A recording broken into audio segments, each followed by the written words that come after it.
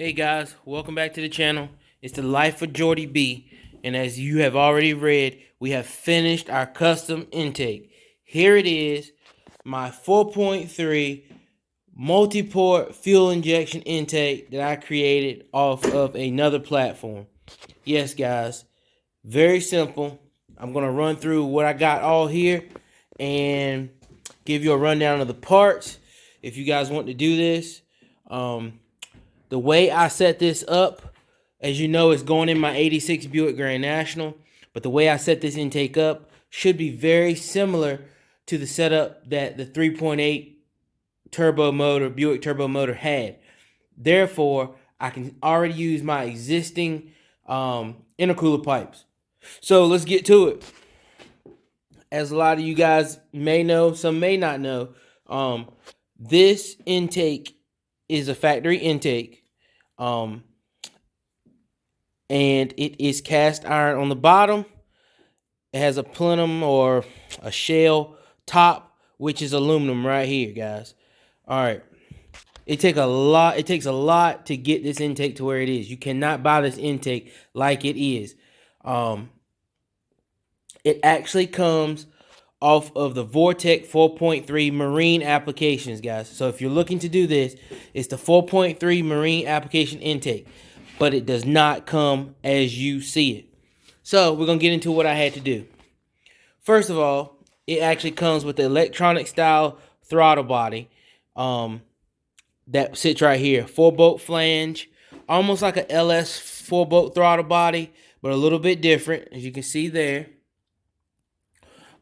It does come with the fuel rails. It does come with injectors. It does come with this map sensor in the back here, which I will not be using. I'll just leave it there to be plug off that hole, but I will not be using that. It does come with a fuel pressure regulator right here, but not this one. It comes with a fixed rate fuel pressure regulator. So we're going to talk about that also. It does not come with a thermostat housing, which we'll talk about that. And of course, it doesn't come with any of these other sensors. So let's get started. We're going to start at the front. Well, first off, the intake. At the time I bought this intake, you could buy this intake around, I think around $400. You could recoup some of your money by selling the electronic throttle body that comes on this intake, which sits right here and comes bolted. So you can turn around and resell that. That comes brand new. The whole thing is brand new. I think I paid about $400 for the whole unit. It comes with 26-pound injectors, which I will not be using. But then you can also recoup your money by selling those. So that's two things that you can automatically resell and recoup some of your money. I can't remember how much I got for them, but it is what it is. I had to have the intake, and I needed multi-injectors. So we're going to start off here. We'll start at the throttle body. This is a 80 millimeter universal throttle body I found on eBay. It's your basic Chinese universal throttle body. I think this flange actually will bolt right up to the Ford 5.0 Mustangs, I believe, but I'm not sure. But throttle body. That throttle body, you can obtain that throttle body for about man, it's cheap, like $60, I think, something like that. It's billet, and it also comes with this backing plate, which I had welded on. So like I said, you can buy the throttle body for about $50. Just Google universal throttle bodies on eBay. You can find that. That's not the hard part about this whole situation. So we're moving on. You're going to need, I think this is a 3 to a 2.5 for me, for my application, because my pipes are 2.5 going into it from the intercooler. So I think I paid like $10 for that. eBay. It comes with the clamps, the nice clamps. So that's not a bad deal there. This is what gets tricky here, guys. So you're running a TPS, which any kind of aftermarket ECU, you have to have a TPS because the computer has to know where the throttle is for ignition timing and fuel rate. So we're running a Speedmaster Universal TPS. It's a D shaft shape, as you can see, and it does come with mounting around this throttle body. That comes with the throttle body, but you have to make a bracket to adapt it. So I need to clean this up a little bit, guys. There's no big deal here. I haven't 100% finished this thing, but I made a bracket to bolt it. Now, it's bolted here and it's bolted here. This thing holds it sufficient. I mean, I can't move it. I was going to put another same bracket like this up here and do a double-sided. It is so solid, you don't need it.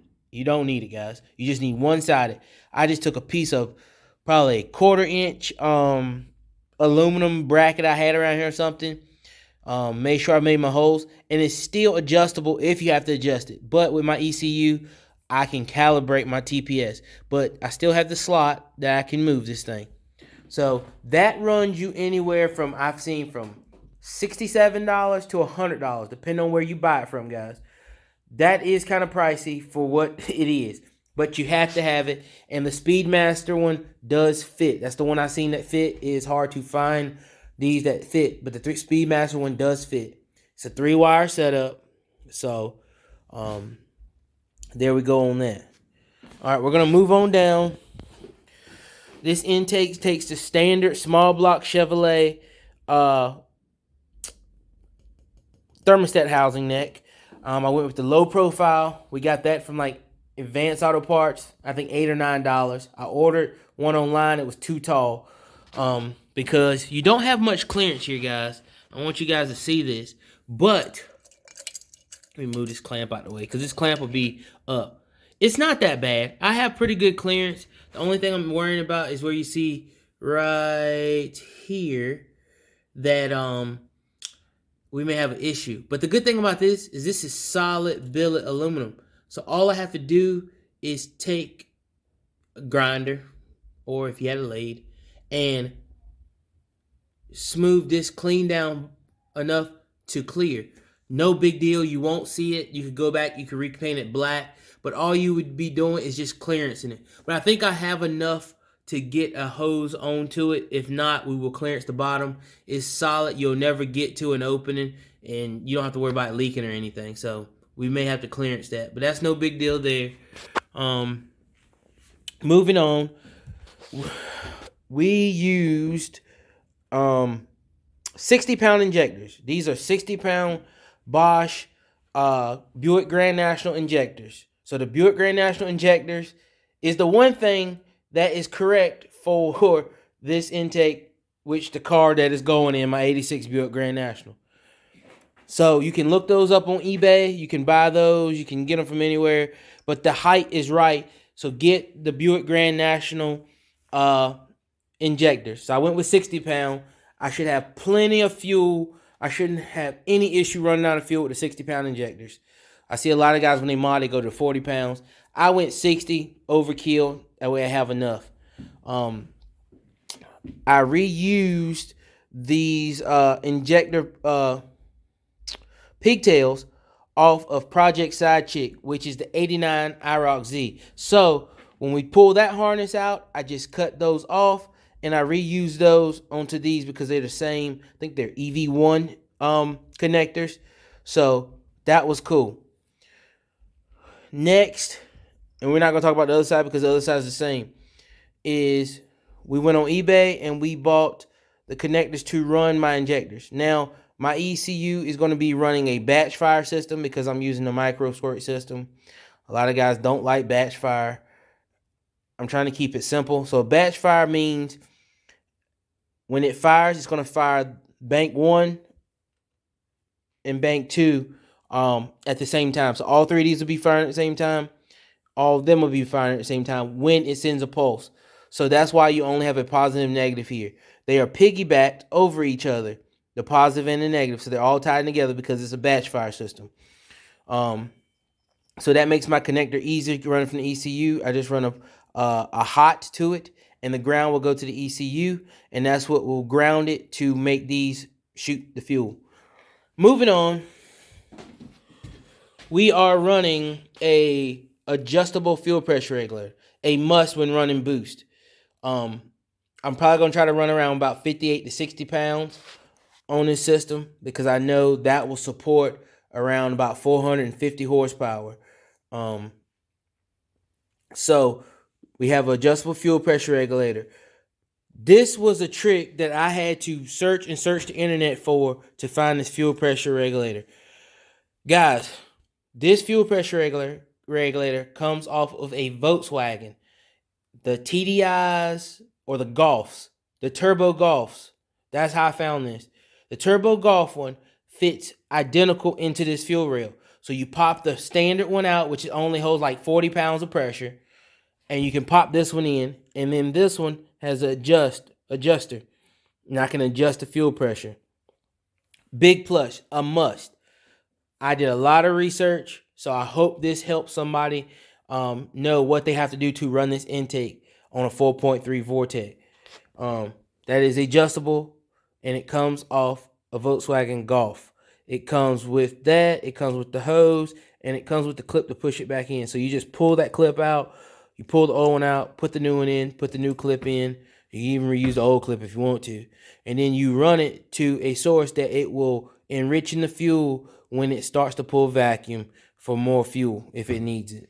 So, moving on, this has a fuel inlet and a fuel return because your regulator is in the rail. So, these are quick disconnect fittings that you can buy off eBay. They are 3/8 to 6 AN and 5/16 to 6 AN.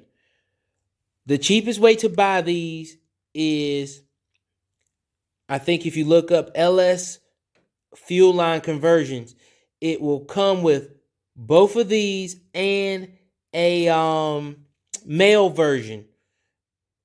They're $16.99. You get all three. You won't even end up using the other one. You use these two. If you buy these separate, they're like $10 a piece. So buy the 3-pack. It's cheaper. So that's how I get my AN fittings, which I'll show you guys I have over here because I already have a fuel pump in this car, a big fuel pump that was already in this car, and it still works actually. So we're gonna roll with that, which we have here. These are my fuel lines. This is my inlet, and this is my return. And then as you see, these are dash 10 lines. So what I did was, actually, I'm sorry, one of these is dash 8 and one of these is dash 10. So what I did was I took the dash 10, bought an adapter to go to 6 AN. Then I'll make my line from 6 to go to the intake. And then I went from 8 to 6. And that will adapt it to my intake once I get the motor in the car, guys. So that's how I'm going to run that. And that'll run right back to the tank. I put you have multiple ports to run things if you want. So right now I'm not going to be worrying about heat. So this is going to be my sending unit for my temperature gauge, for engine temperature gauge in the car.